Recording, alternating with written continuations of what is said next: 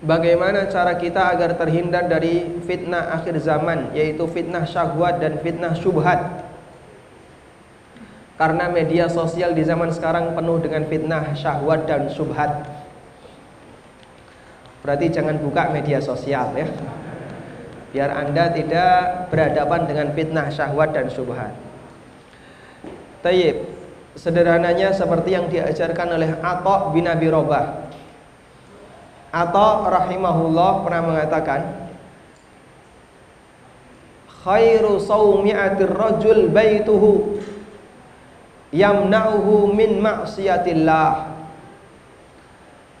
Tempat ibadah terbaik bagi para hamba Allah adalah rumahnya, karena rumah itu menghalangi orang untuk bermaksiat kepada Allah Subhanahu wa taala.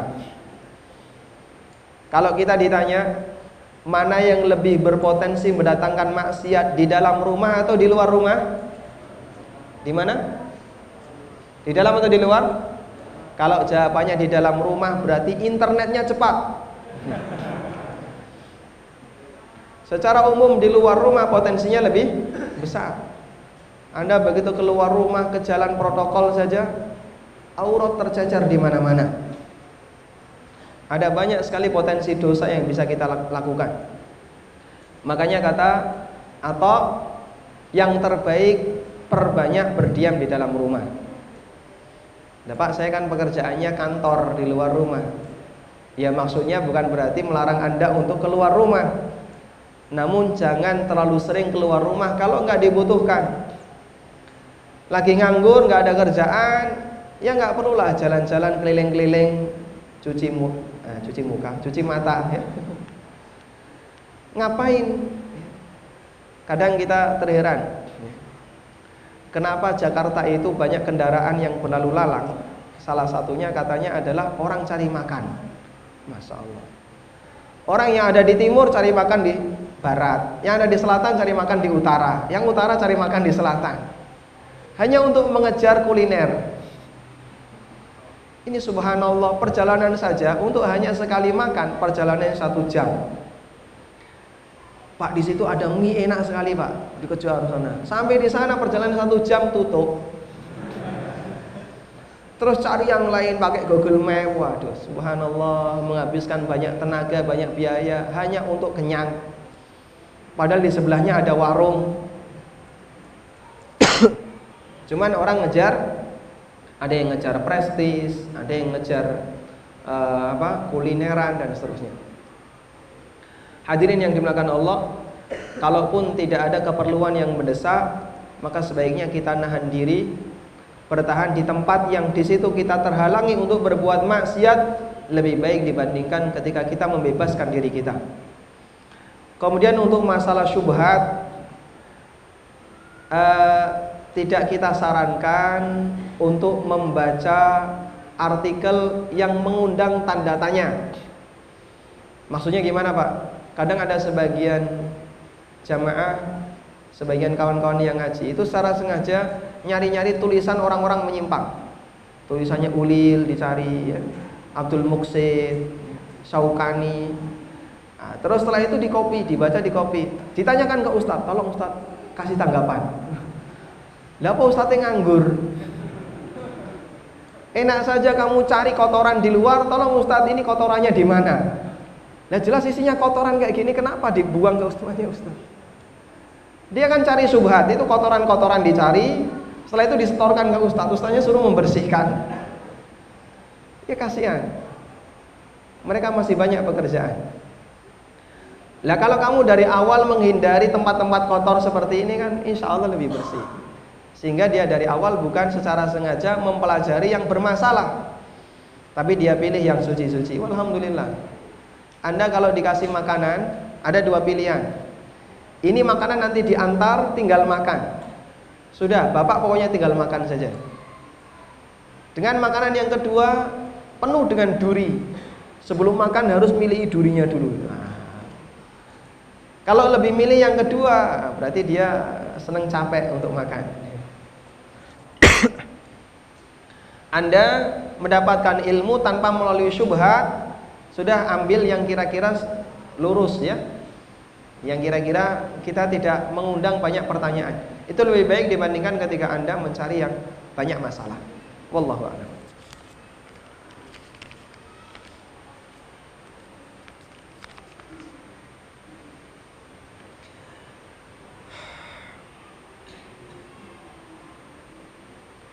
Kita tidak dapat mengimbangi iman sahabat. Apakah kita dapat mengimbangi iman tabi'in atau tabi'in? Mereka kurun mufaddalah, orang-orang yang dinyatakan oleh Nabi SAW sebagai generasi terbaik umat, tidak bisa disaingi oleh umat generasi bawahnya. Rasulullah SAW pernah mengatakan, khairun nasi qarni, thumma alladhina yalunahum, thumma alladhina yalunahum. Manusia terbaik adalah mereka yang ada di zamanku, kemudian setelah itu orang setelah mereka, generasi setelah mereka. 3 kali. Berarti sahabat, tabi'in, dan atba'ut tabi'in. Syekhul Islam menyebutkan ada juga riwayat yang menyebutkan 4 kali. Berarti sahabat, tabi'in, tabi'in, tabi'in. Contoh generasi tabi'in. Tabi'in itu atau tabi'in generasinya Imam Malik. Imam Malik kanan kirinya Sufyan Ats-Tsauri, Laits bin Sa'ad, Abdullah bin Mubarak. Itu tabi'in. Bawahnya Imam Syafi'i, Imam Ahmad. Itu tabi'ut tabi'in. Dan yang lebih tepat, mereka masih bisa mendapatkan, atau mereka adalah manusia yang istimewa yang tidak bisa diungguli oleh manusia zaman sekarang.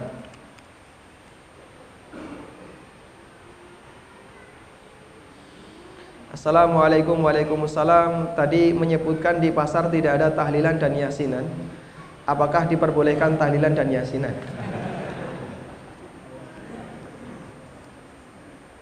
Baik. Contoh bukan berarti motivasi. Contoh bukan berarti motivasi. Di situ saya hanya menyebutkan contoh, bukan memberikan motivasi. Bagaimana menasihati diri supaya tidak futur? Tidak futur artinya tidak keluar dari jalan sunnah. Zaman futur itu pasti dialami oleh semua orang. Tapi orang kalau futur jangan sampai keluar dari sunnah.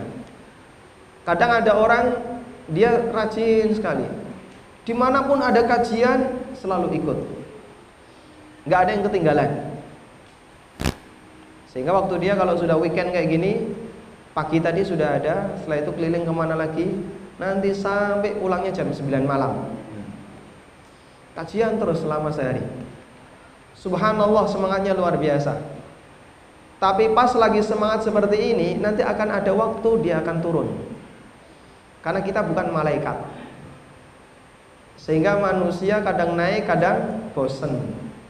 Pada saat turun ini Nabi SAW ngasih batasan, jangan sampai meninggalkan garis batas. Kalau sampai keluar dari garis batas, dia terjun bebas, nah itu bisa sesat. Dan biasanya itu terjadi karena orang balas dendam. Wah, dulunya saya sudah rajin sekali, dah sekarang tak tinggalkan semuanya. Bahaya itu. Minimal kita mengambil langkah kondisi terakhir paling bawah. Kalau di bawah ini saya sudah di luar ahlus sunnah. Makanya pada saat futur seperti itu, Anda harus tahu batas minimal, yaitu jangan sampai tinggalkan kewajiban-kewajiban sebagai ahlus sunnah. Terus bagaimana cara yang paling gampang? Bergabunglah dengan komunitas agar kita selalu diingatkan, ya. Le, biasanya ngaji le, ayo ngaji le. Nah, dia ngaji, ya. Karena ada yang mengingatkan. Ketika dia sudah mulai disibukkan dengan pekerjaan dunia, ada yang mengingatkan. Baik. Assalamualaikum. Waalaikumsalam. Apa yang harus kita lakukan ketika kita merasa sedikit beramal? Alhamdulillah kalau masih merasa. Kalau sudah tidak merasa itu yang bahaya. Sudah amalnya sedikit, itu pun kadang nggak karuan, tapi masih merasa banyak amal. Nah, ketika Anda sudah merasa sedikit beramal, kembali kepada teori mengatasi futur. Minimal ada batas ambang. Jangan tinggalkan yang pokok-pokok. Ada kaidah yang bagus ini ya. Mala yudraku kulluh la yutraku julluh. Apa yang tidak bisa ditinggalkan semuanya, jangan tinggalkan yang paling penting, gitu ya. Apa yang tidak bisa ditinggalkan semuanya, jangan tinggalkan yang penting-penting. Ada zikir pagi sore. Ini kalau saya baca butuh waktu setengah jam baru bisa habis. Tapi kalau saya sibuk kan nggak konsen. Sambil nyetir misalnya, nggak mungkin sambil buka bukunya Ustadz Yazid sambil nyetir. Padahal saya nyetir dari mulai habis subuh sampai terbit matahari. Terus gimana? Baik, teorinya ma la yudraku kulluh la yutraku julluh. Yang tidak bisa diamalkan semuanya, jangan tinggalkan yang penting. Untuk zikir pagi sore, Bapak hafal nggak ayat kursi? Alhamdulillah hafal, baca ayat kursi.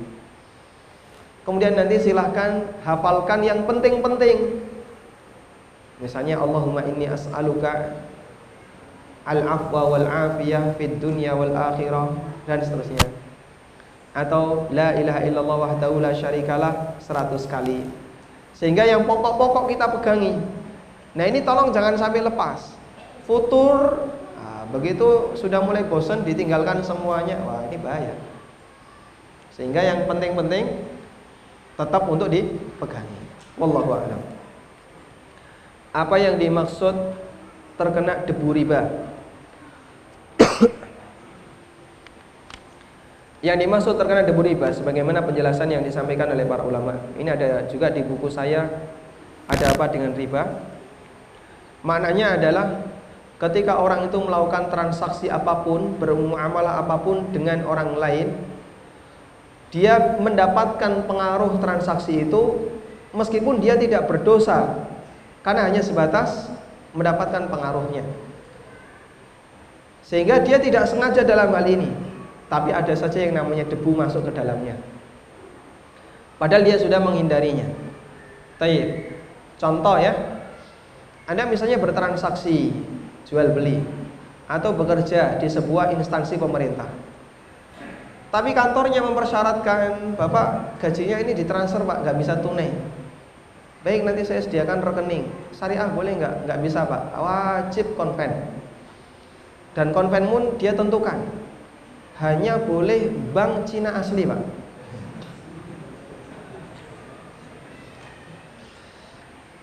Kalau yang enggak ini enggak bisa Pak. Kadang pakai syarat kartu kredit segala dan seterusnya. Nah terus gimana ini? Saya sudah selesai bekerja, apa saya enggak boleh terima gaji? Ya, silakan Anda terima gaji. Saya terpaksa membuka ini. Kalau enggak, gaji saya enggak masuk. Apakah gara-gara membuka rekening di bank seperti ini menyebabkan pekerjaannya jadi haram? Tidak. Pekerjaannya tetap halal di unit yang halal. Itu hanya untuk lalu lintas uang. Nah, ketika di situ ada masalah, riba akan diberikan, bunga akan diberikan kepada mereka pemilik rekening. Anda tinggal bersihkan bagian ribanya. Sehingga kecipratan riba di sini silakan dibersihkan. Kita menghindarinya nggak bisa. Nawar ke bank itu, saya tolong jangan dikasih bunga, bisa nggak? Hah? Kalau mandiri bisa. Ada bank yang bisa, ada bank yang tidak bisa ya. Wah ini kok jadi nyebut merek ya. Mimba bil misal biar gampang dipahami. Ada bank yang bisa, ada yang nggak bisa. Ya, bank yang ini nggak bisa. Wadah, sementara kantor mempersyaratkan harus yang ini. Kalau enggak, gaji nggak bakalan dikasihkan. Bapak nggak bisa terima. Tidak ada jalan lain kecuali harus menggunakannya. Wallahu a'lam.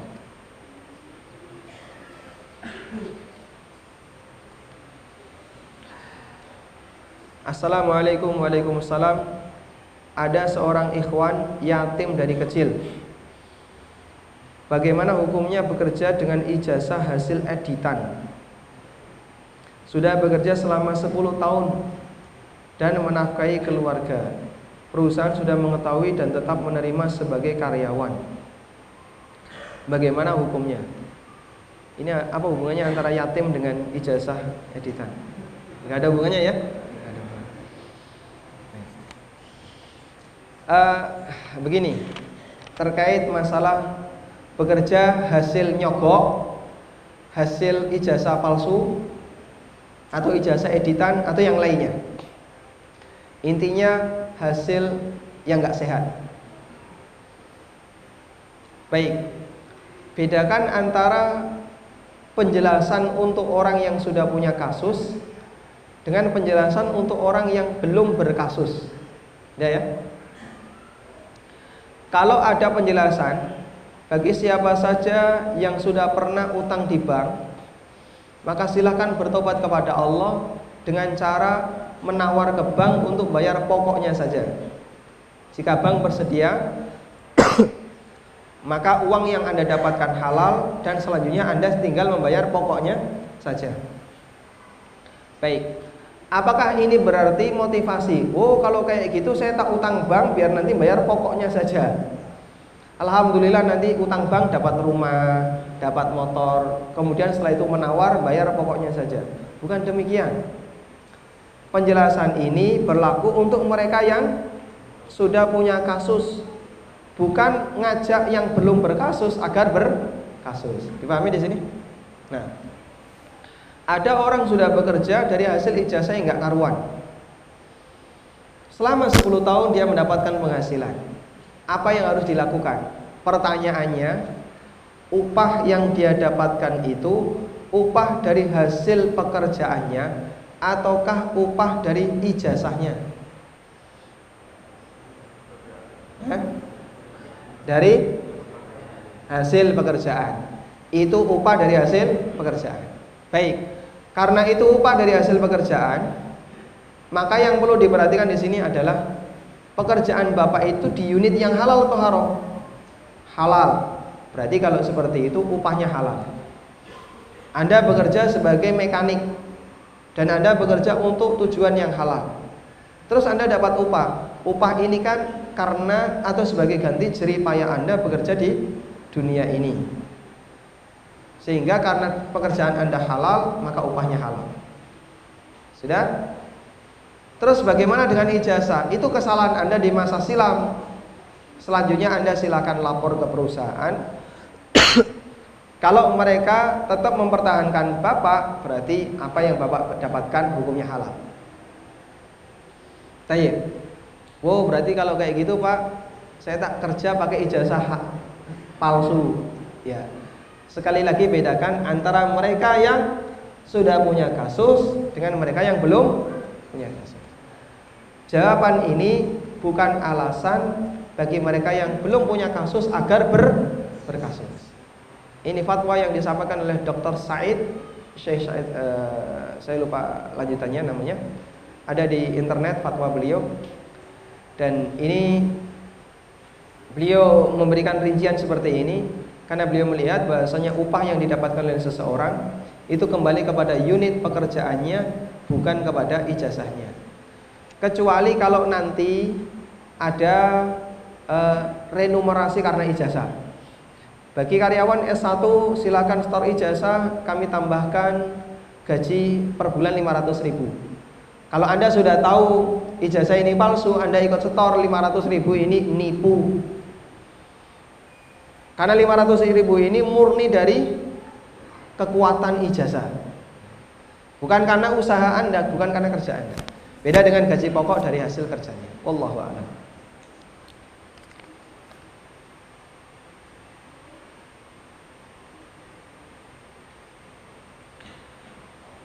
Saya tinggal di satu kontrakan dengan kakak. Bagaimana menasihati kakak yang tidak sholat? Saya takut tanggung jawab atau ditanya Allah di hari kiamat. Anda kasih artikel yang menjelaskan tentang bahaya orang tidak sholat. Misalnya artikelnya ditaruh di mejanya kakak. Setelah itu Anda pulang kampung dulu ya. Tunggu responnya. Kalau ternyata dia baca, kemudian dia setelah itu merenungi, terus dia bertobat, walhamdulillah. Nah, kemudian Anda datang lagi, kakak sudah bertobat, walhamdulillah. Baik, terkadang ketika kita sebagai junior, anak atau adik tidak bisa memberikan nasihat kepada senior secara langsung. Anda jangan nekat ngasih nasihat, tapi Anda ngasih nasihat dengan pinjam tangan ustadz. Tulisannya ustadz, Anda copy, Anda cetak, kasihkan ke beliau. Mungkin ini akan lebih membuat dia lebih menerima, karena yang nulis ini ahlinya. Tapi kalau Anda yang ngomong, kamu siapa, wong adikku, dan Anda bukan tokoh masyarakat misalnya, akan lebih susah untuk mereka terima. Wallahu a'lam.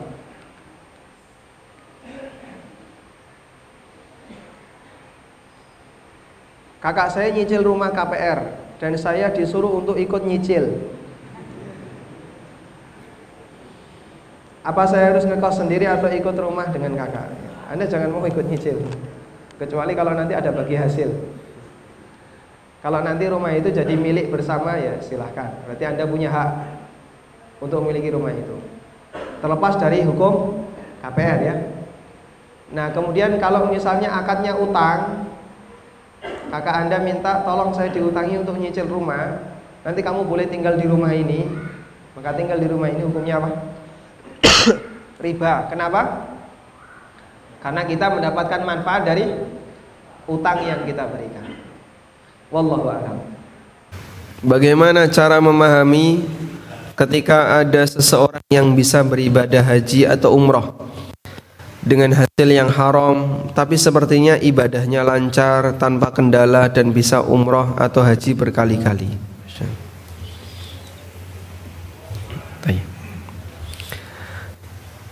Yang perlu kita pahami bahwa terkadang Allah Subhanahu wa ta'ala memberikan hukuman kepada hamba yang berbuat salah itu tidak seketika ketika di dunia.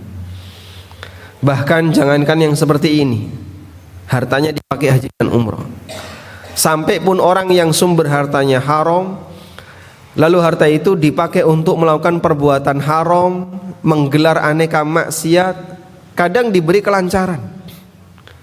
Orangnya sehat walafiat, badannya seger, padahal isinya penuh dengan maksiat. Tapi kok orangnya seger-seger ya Pak? Saya lihat tuh jarang yang sakit, tidak ada penghalang. Yang kajian ini botak batuk ini enggak pernah. Ini yang isinya cuman buka aurat, habis itu minum-minum, kalau enggak gitu isinya cuman maksiat. Tapi dia sehat walafiat. Karena yang namanya Subhanahu wa ta'ala berikan kepada hamba yang berbuat salah, terkadang tidak diberikan oleh Allah seketika di dunia. Sehingga kondisi dunia itu bukan standar kebenaran maupun kesalahan. Sebab standar itu dikembalikan kepada kesesuaian, apakah ini sejalan dengan aturan ataukah tidak. Bahkan itu terjadi sejak zaman Nabi sallallahu alaihi wasallam. Banyak orang musyrikin kondisinya sehat walafiat, seger. Maka pada saat melawan kaum muslimin, mereka dalam kondisi seger. Pada waktu kaum muslimin umroh yang pertama kali tahun berapa? Umroh pertama kali tahun berapa? Ya, sebelum perjanjian Hudaybiyah. 1 tahun tepat sebelum perjanjian Hudaybiyah, umroh pertama kali. Karena umroh yang pertama digagalkan ya, kaum muslimin nggak boleh masuk Mekah. Dan itu terjadi tahun 6 Hijriah, pasca perang Khandaq. Kaum muslimin nggak boleh. Lalu mereka disuruh pulang. Bolehnya tahun depan. Nah, tahun depan itu yang disebut dengan umroh qadha. Setahun setelah perjanjian Hudaybiyah. Pada saat para sahabat datang ke Mekah, sebagian ada yang sakit, demam. Lalu masyarakat Arab musyrikin, mereka itu duduk di sekitar Masjidil Haram sambil mengomentari para sahabat yang sedang tawaf. Tuh lihat, teman-temannya Muhammad datang ke sini bawa demam, datang ke sini bawa wabah, bawa penyakit. Akhirnya oleh Nabi sallallahu alaihi wasallam untuk menunjukkan bahwa kita ini seger dan sehat, 3 putaran tawaf yang pertama diminta apa? Rimal, lari. lari. Sehingga saat tawaf itu sambil lari. 3 putaran yang pertama. Sehingga para ulama beda pendapat, apakah rimal ini syariat masih berlaku ataukah sudah mansukh, dihapus? Karena latar belakangnya tadi dilihat oleh masyarakat Quraisy, orang-orang musyrikinnya, ini Muhammad dan teman-temannya kesini bawa penyakit. Ditunjukkan kita itu seger, makanya bisa tawaf sambil lari, untuk menunjukkan kalau tidak sedang sakit. Oleh karena itu kalau ada orang yang dia punya harta haram, kemudian bolak-balik umroh dan haji, kok lancar-lancar saja, nggak ada kendala, itu bukan bukti bahwa hartanya kemudian berubah jadi halal. Dan para ulama berbeda pendapat, apakah haji dan umrohnya sah ataukah batal. Ada khilaf dalam masalah ini. Sebagian menilai batal dan sebagian menilai sah, meskipun bisa jadi nggak diterima karena dia datang dengan membawa harta yang haram. Wallahu a'lam. Saya sering belanja online di salah satu e-commerce. Kalau pembayarannya melalui bank transfer mendapatkan gratis ongkir. Sedangkan melakukan pembayaran melalui Indo dan Alfa dikenakan biaya admin, tidak mendapatkan gratis ongkir. Apakah itu termasuk riba atau saya pilih yang gratis ongkir? Tayyib. Yang kami pahami begini Pak ya.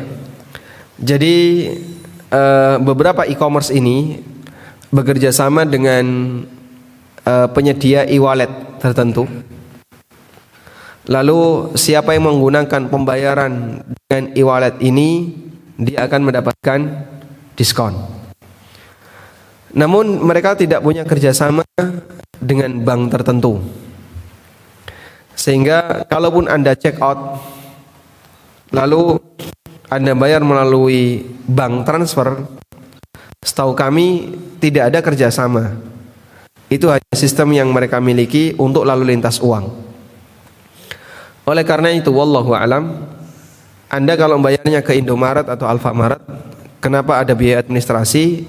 Itu administrasi untuk jasa yang disediakan oleh 2 swalayan tadi, bukan administrasi di e-commerce-nya.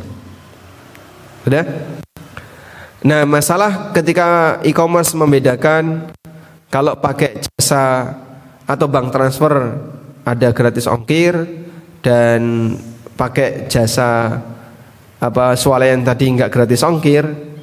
Wallahu a'lam, mungkin bisa jadi karena bank transfer lebih mudah dibandingkan pembayaran melalui swalayan tadi. Intinya wallahu a'lam dalam hal ini, selama tidak ada kerjasama antara pihak bank dengan e-commerce tersebut, insya Allah keberadaan gratis ongkir diperbolehkan. Beda dengan kasus e-wallet ya. Kalau e-wallet kan bawaan, sehingga misalnya Gojek dengan GoPay jadi satu kan. Kalau Grab dengan OVO, ini nyebut merek enggak apa-apa, free speech aja ya. Atau Shopee dengan Shopee Pay, ini jadi satu Pak. Sehingga uang Anda yang mengendap di situ, posisinya menjadi properti mereka.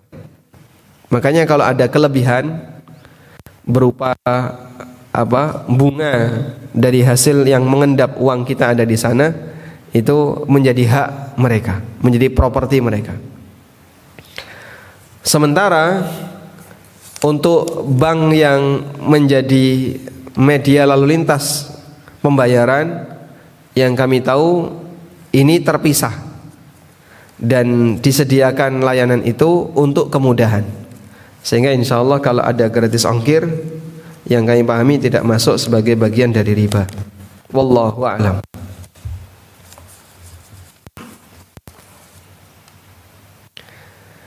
Apa hukumnya menjual waris hasil riba? Waris hasil riba.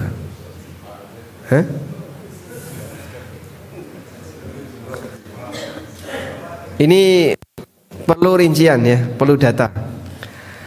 Sebelumnya ada sebagian orang yang salah paham, Pak, dalam memahami harta riba. Jadi sebagian orang punya pemahaman harta riba itu adalah harta yang didapatkan melalui utang bank. Misalnya, orang beli rumah R, maka rumah itu rumah riba. Kalau betul rumah itu rumah riba, dijual pun tidak boleh. Jika itu rumah riba, bolehnya diapain, Pak? Ya disedekahkan. Rumah belum kok sudah sedekah rumah. Berat banget. Terus rumah yang benar apa itu? Itu bukan rumah riba. Itu rumah yang didapatkan melalui transaksi dua akad sebenarnya. Pertama jual beli, yang kedua utang di lembaga ribawi. Jadi ada dua akad. Dan akad yang menyebabkan Anda punya rumah itu adalah akad jual beli. Gambarannya kayak gini ya. Bapak mau beli rumah, datanglah ke developer. Cuman setelah disebutkan harganya berapa? 500 juta. Anda tidak punya uang tunai itu. Lalu apa yang Anda lakukan? Saya punyanya cuma 50. Sudah bayar DP 10%, 50 juta. Sisanya yang 90% nanti ditalangi oleh bank. Anda dikasih 450 juta untuk membayar kekurangan, sehingga urusan dengan developer sudah selesai. Berarti akad dengan developer ini akad apa? Jual beli. Dan melalui akad jual beli inilah terjadi perpindahan hak milik. Karena konsekuensi dari jual beli itu perpindahan hak milik. Lalu kalau sudah terjadi perpindahan hak milik gimana, Pak? Berarti rumah itu sudah jadi milik konsumen dan nasabah. Dipahami insyaallah? Baik. Kalau sudah jadi milik konsumen dan nasabah, maka rumah itu berhak untuk dimiliki oleh konsumen. Meskipun duit yang dipakai untuk nutupi pembayaran rumah itu dilakukan melalui cara utang, tapi ini tidak mempengaruhi perpindahan hak milik tadi. Terus pengaruhnya apa, Pak? Anda berdosa di akad yang kedua. Dosanya di mana? Menyepakati akad riba, karena utang 450 nanti jadi 700. Dan yang kedua, membayar riba setiap bulan, nyicil 10 juta per bulan. 10 juta per bulan itu kan pokok plus bunga. Dan itu tiap bulan. Maka bulan ini dosa besar. Nanti bulan depan store lagi dosa besar lagi. Sebab orang yang dilaknat oleh Nabi SAW di samping yang menerima juga yang menyetorkan. La'ana Rasulullah SAW akilar riba wa mukilahu. Rasulullah SAW melaknat yang makan riba dan yang memberi makan riba. Sehingga baik yang ngasih maupun yang dikasih, dua-duanya ada kena laknat. Terus solusinya gimana, Pak? Perjuangkan agar Anda hanya bisa bayar pokoknya saja. Caranya gimana? Datangi bank, terus sampaikan kepada mereka, wahai bank, ittaqillah, bertakwalah kepada Allah. Jangan lagi minta bunga, itu haram, dosa besar. Kamu tahu ancamannya? Ini saya bacakan ayatnya. Masya Allah. Ditantang perang oleh Allah dan Rasulnya. Loh, kalau mereka terus sadar, Pak, alhamdulillah. Ya, peluang sadarnya wallahu a'lam berapa persen? Mungkin nggak kira-kira kayak gitu, Pak? Hah? Bisa jadi. Sama kalau Bapak ditawari telepon melalui kartu kredit ya. Sudah, biarkan dia bicara. Nah, selesai bicara, boleh nggak saya minta waktu 5 menit? Saya mau bicara sama Anda. Siap. Jangan dimatikan ya. Dakwai, Pak. Kamu tahu nggak ini riba? Dosa besar ini bla bla bla bla bla. Wah, ada. Nanti dia telepon lagi, Pak, saya mau resign. Ada kerjaan nggak, Pak? Masya Allah. Baik. Nah, kalau yang dimaksud rumah waris itu adalah rumah yang seperti ini. Dulu orang tua belinya melalui KPR. insya Allah tidak masalah untuk dimiliki oleh anak, karena orang tua menerima itu, memiliki itu dengan cara yang mubah, memilikinya dengan cara mubah. Meskipun orang tua Anda apabila tahu kalau itu riba, dia berdosa. Tapi kalau tidak tahu, jika tidak tahu maka tidak berdosa. Wallahu a'lam.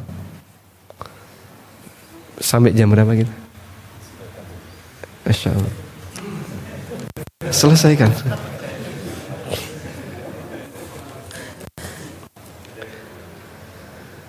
Assalamualaikum warahmatullahi wabarakatuh. Waalaikumsalam warahmatullahi wabarakatuh. Pekerjaan notaris kan juga termasuk dalam riba, karena misalnya membantu dalam KPR di bank, tapi tak semuanya juga riba. Nah, jadi kalau dilihat dalam hadis Jabir, saya bacakan hadis Jabir ya, hadisnya riwayat Muslim. Jabir bin Abdullah mengatakan, la'ana Rasulullah sallallahu alaihi wasallam akilar riba wa mukilahu wa katibahu wa syahidai wa qala hum sawa. Rasulullah sallallahu alaihi wasallam melaknat pemakan riba, pemberi makan riba, tukang catat transaksi riba, dan dua saksinya. Kalau dalam transaksi ada bank, nasabah, developer, notaris, berempat kumpul satu meja.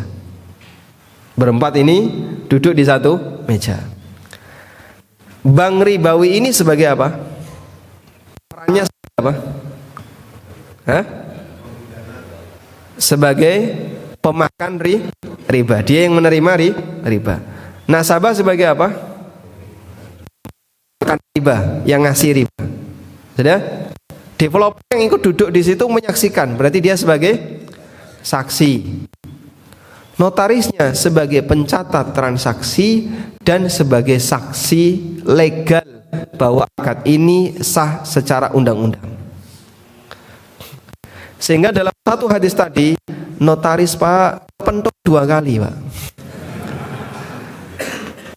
Sebagai tukang catat transaksi dan dia sebagai saksi atas akad ribawi. Yang menikmatinya yang menerima riba, karena mereka saling bekerja sama. Karena itu sejak adanya gerakan-gerakan anti riba dengan aneka warna, lalu buku saya yang berjudul Ada Apa Dengan Riba, ada yang punya? Hah? Punya? Belum? Buku saya Ada Apa Dengan Riba itu terbit tahun 2016. Dan awal terbit permintaannya banyak sekali, lebih dari 15.000 eksemplar yang sudah disebarkan. Kalau yang dalam catatan saya, cetaknya itu 15.000, kemudian tambah cetak-cetak berikutnya. Jadi mungkin ada sekitar 16.000 atau 17.000 eksemplar. Mengiringi gerakan-gerakan anti riba itu sampai banyak sekali notaris yang hijrah. Terus mereka membuat grup namanya NTR, Notaris Tanpa Riba. Kan banyak sekali ya. Terus ada PTR, Pengusaha Tanpa Riba, ada MTR, Masyarakat Tanpa Riba, ada NTR tadi, Notaris Tanpa Riba, ada BTR, Banyumas Tanpa Riba. Itu lokal ya. WTR, Wanita Tanpa Riba. Kok abeh itu. Masya Allah. Saking semaraknya ketika itu orang ingin tanpa riba. Dan pengaruh itu Masya Allah ya, banyak sekali orang yang hijrah dan mengenal batasan halal haram. Alhamdulillah, berawal dari situ banyak orang yang belajar ilmu agama. Dari situ banyak orang yang belajar ilmu agama. Baik, oleh karena itu kalau Anda di posisi seperti ini, berarti jadi notaris tidak dilarang, cuman harus bisa pilih klien. Sehingga kalau klien-klien bermasalah ya jangan dilayani. Wallahu a'lam. Cukup. Oh, boleh. Saya pernah berutang di bank syariah untuk beli rumah. Kemudian setelah sadar hal tersebut salah, saya berusaha untuk melunasinya. Alhamdulillah sudah lunas 1 tahun setelahnya. Namun hingga sekarang rasanya masih terbayang-bayang, rasa tidak nyaman. Karena rumah tersebut dibeli dengan cara riba. Bagaimana baiknya? Apakah saya harus jual atau membeli lagi dengan cara yang benar, atau harus sholat taubat? Bagaimana kalau Anda sedekahkan rumah itu? Berat ya, Masya. Buku ini. Nah. Baik, insya Allah rumah itu menjadi rumah yang halal, boleh Anda tempati dan silahkan dihuni. Selanjutnya tanggung jawab Anda adalah bertobat kepada Allah, mohon ampun karena pernah melakukan transaksi bermasalah, transaksi yang dilarang. Semoga Allah Subhanahu wa taala mengampuni. Baik, demikian, semoga apa yang kita bahas ini menjadi kajian yang bermanfaat.